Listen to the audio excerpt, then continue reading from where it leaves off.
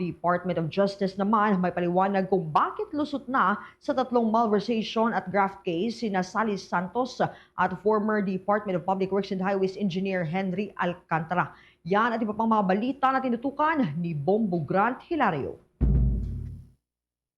Nagpaliwanag ang Department of Justice kung bakit natanggal na bilang respondent sina former Department of Public Works and Highways Engineer Henry Alcantara at kontratistang si Sally Santos sa tatlong reklamong malversation na kanilang kinakaharap. Ayon kay Department of Justice spokesperson Attorney Polo Martinez, ito'y sa kadahilanang sila itinuturing bilang state witness sa naturang kaso may kinalaman sa manumalyang flood control projects. Bukod sa malversation case, lusot rin ang mga nabanggit sa paglabag sa Republic Act No. 3019 o ang Anti-Graft and Corrupt Practices Act. Ibinahagi ni Justice Spokesperson Martinez na tuluyang isinampa na bilang mga kaso ang tatlong malversation case. Aniyay, inihain ang mga kasong ito noong ika-30 ng Enero, ika-9 at ika-13 ng sumunod na buwan ng Pebrero sa Regional Trial Court ng Bulacan.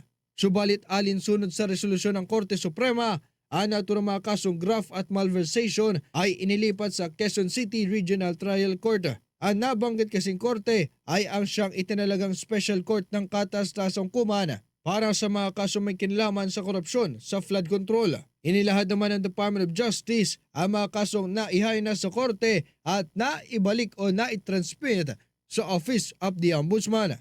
Okay. So, but besides that, well, let's just do a rundown on cases regarding flood control. Alam po natin na itong mga flood control cases came in 3 batches. Okay, the first batch refers to Sims Construction Trading. These are 5 cases in total. Out of the 5, 2 po doon were filed with the Sandigan Bayan after referral to the Ombudsman. And then, as of date, yung 3 po out of those 5 have already also been filed in courts, but in regular courts. So, ang jurisdiction po yan, ang jurisdiction dyan ng RTC. So, ang next batch naman po, 6 yan, referring to either of 2 contractors, Wawa Construction or Top Notch Catalyst Builders. Nag-ugat ang naisampan tatlong malversation case sa manumalyang flood control project sa Bulacan kung saan dawit maging ang Sims Construction Trading. Bagamat dismiss bilang respondent sina Henry Alcantara at Sally Santos, kinasuhan naman ang mga kapwa-akusado ng mga ito na sina Bryce Hernandez, JP Mendoza, RJ Dumasig at iba pa.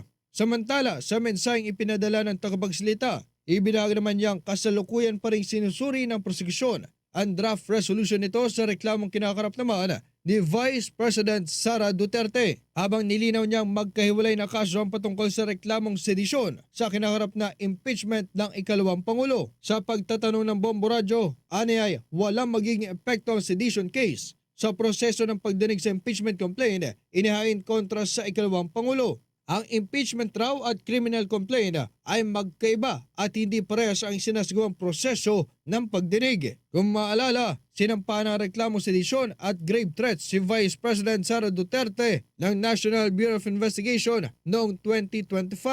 Kasunod ito ng hayagang pagbantaan ng Vice Presidente ang buhay ni na Pangulong Ferdinand Bongbong Marcos Jr., First Lady Lisa Araneta Marcos at former House Speaker Martin Romualdez. Ang kaparehong payag ay ginamit bilang isa sa mga batayan sa inihayang impeachment complaint kontra kay Vice President Sara Duterte na kasalukuyang dinidinig sa komite ng Kongreso. Subalit binigyan din ng Department of Justice na hindi ito makakapekto sa kinakarap na mareklamo ng ikalawang Pangulo sa kagawaran.